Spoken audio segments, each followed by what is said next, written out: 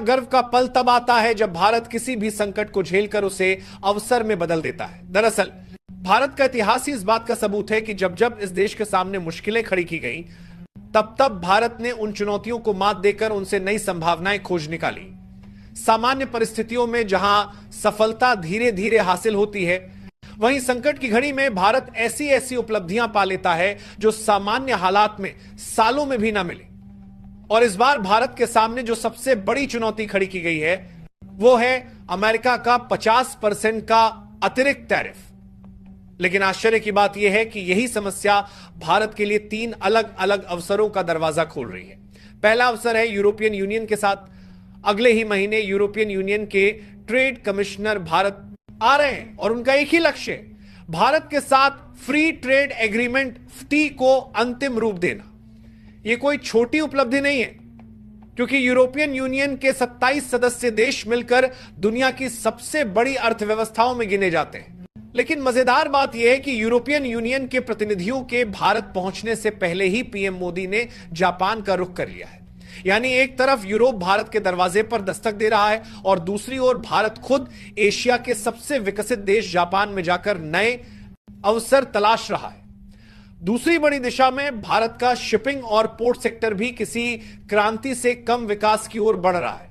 अभी तक shipping industry को केवल एक साधारण सप्लाई चेन का हिस्सा समझा जाता था, लेकिन अब भारत इसे पूरी दुनिया के लिए ग्लोबल बैकबोन बनाने पर काम कर रहा है।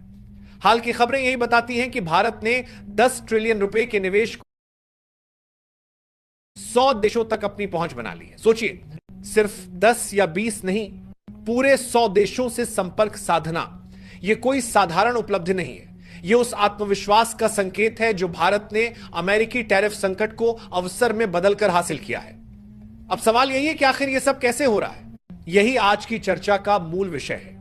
ट्रंप की टैरिफ नीति ने भले ही भारत पर बोझ डालने की कोशिश की हो, लेकिन इसका नतीजा यह निकला कि भारत ने मजबूरी में नए रास्ते तलाश लिए और यही रास्ते आने वाले समय में भारत की सबसे बड़ी ताकत बनने जा रही है। इसलिए दोस्तों, वीडियो को लाइक करना और चैनल को सब्सक्राइब करना मत भूलिए, क्योंकि आपके एक छोटे से क्लिक से हमें बहुत बड़ा सहयोग मिलता है।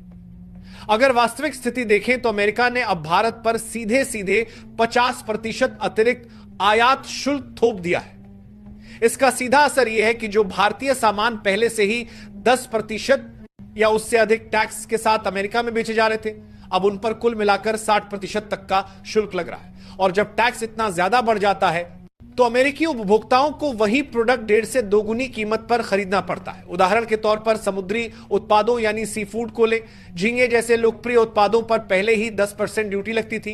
अब 50% के नए शुल्क के बाद यहां पर समुद्री लेने के टाई % पार्टी से 1.5 से 2 गुनी की काप के 1.5 से 2 गुनी लगती थी। इसके 1.5 से ड्यूटी का सीधा 60% हो गया है। यानी भारत के सी फूड अमेरिकी बाजार में बहुत महंगे हो गए। इसी तरह टेक्सटाइल्स और रेडीमेड गारमेंट्स पर पहले लगभग 13.9% टैक्स लगता था, लेकिन अब यह बढ़कर 63% 64% तक जा पहुंचा है। आभूषण उद्योग भी पीछे नहीं है। पहले इस पर मात्र 2.1% शुल्क था, लेकिन अब यह सीधा 52.1% तक बढ़ चुका है। वहीं लेदर और फुटवेयर इंडस्ट्री का तो सबसे ज्यादा नुकसान हुआ है। पहले 25% शुल्क लगता था, अब यह बढ़कर 75% हो गया है।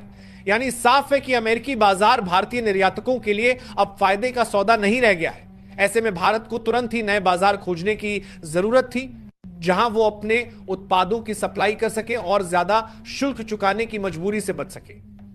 साथ ही अमेरिका को यह सख्त संदेश भी जाए कि टैरिफ लगाकर भारत को रोकने की कोशिश करना उसके अपने ही लिए नुकसानदायक साबित होगा। यही वजह है कि भारत अब रणनीतिक कदम उठा रहा है।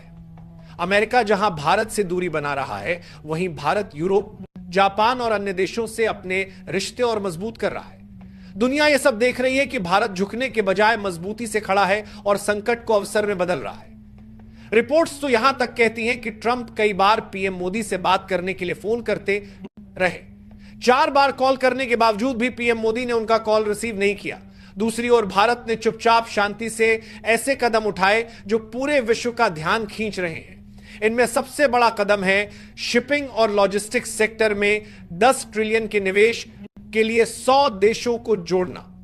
मोदी सरकार ने साफ कर दिया है कि अब भारत सिर्फ सप्लाई चेन का हिस्सा नहीं रहेगा, बल्कि पूरी दुनिया की शिपिंग और लॉजिस्टिक्स की रीढ़ बनेगा।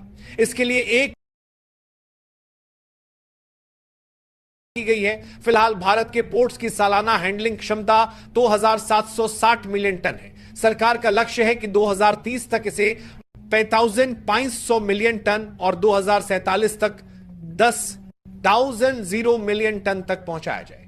यानी आने वाले वर्षों में भारत पूरी दुनिया के लिए सबसे बड़ा ट्रेडिंग और शिपिंग हब बनने की राह पर है। अक्टूबर 2025 में मुंबई में होने वाले ग्लोबल मैरीटाइम इंडिया समिट में 25 बड़े 200 जानकर रहेगा। सोफल को लेकर आपके 205 वीडियो के 200 अंतरराष्ट्रीय सीईओ और 10 से ज्यादा regional trade leaders PM Modi से मुलाकात करेंगे। यहां उम्मीद है कि भारत को 10 ट्रिलियन रुपए के निवेश समझौते मिल जाएंगे।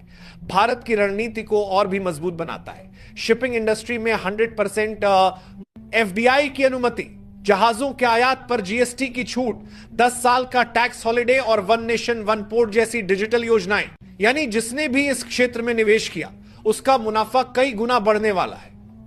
अब सवाल उठता है कि भारत शिपिंग सेक्टर पर इतना जोर क्यों दे रहा है? इसका जवाब सरल है।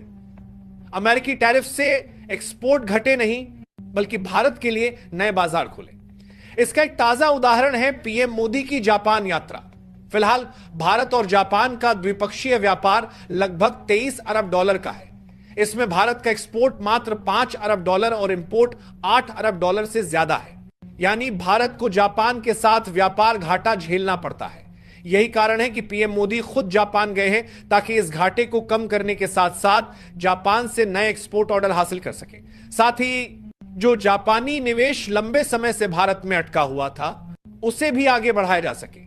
अगर भारत इस मौके पर जापानी बाजार से नए अवसर निकाल लेता है तो सबसे पहले तो व्यापार घाटा खत्म होगा और साथ ही अमेरिकी टैरिफ का भी सीधा जवाब मिलेगा। लेकिन असली बड़ा तोहफा मिलेगा यूरोपियन मार्केट से, क्योंकि यूरोपियन मार्केट से काम करते हैं। यूनियन के 27 देशों में भारतीय उत्पादों की मांग पहले से ही काफी ज्यादा है। समस्या केवल इतनी थी कि अलग अलग ड्यूटी की वजह से व्यापार में बाधा आती थी। लेकिन अब भारत और यूरोपियन यूनियन के बीच होने वाले एफटीए से यह दिक्कत भी खत्म होने के लिए जाएगी। इस एग्रीमेंट की गति का अंदाजा इसी बात से लगाया जा सकता है कि अगले महीने ही यूरोपीय यूनियन के ट्रेड कमिश्नर भारत पहुंच रहे हैं, ताकि इस बड़े समझौते को फाइनल किया जा सके। तो दोस्तों, अब यह हमारे हाथ में है कि हम भारतीय निर्यातकों के लिए दुआ करें कि उन्हें अमेरिकी टैरिफ का तोड़ निकालने के लिए ज्यादा से ज्यादा नए बाजार मिले। और इस वीडियो को लाइक और शेयर जरूर करें, ताकि आपके मित्र भी इस अहम जानकारी से अवगत हो सके।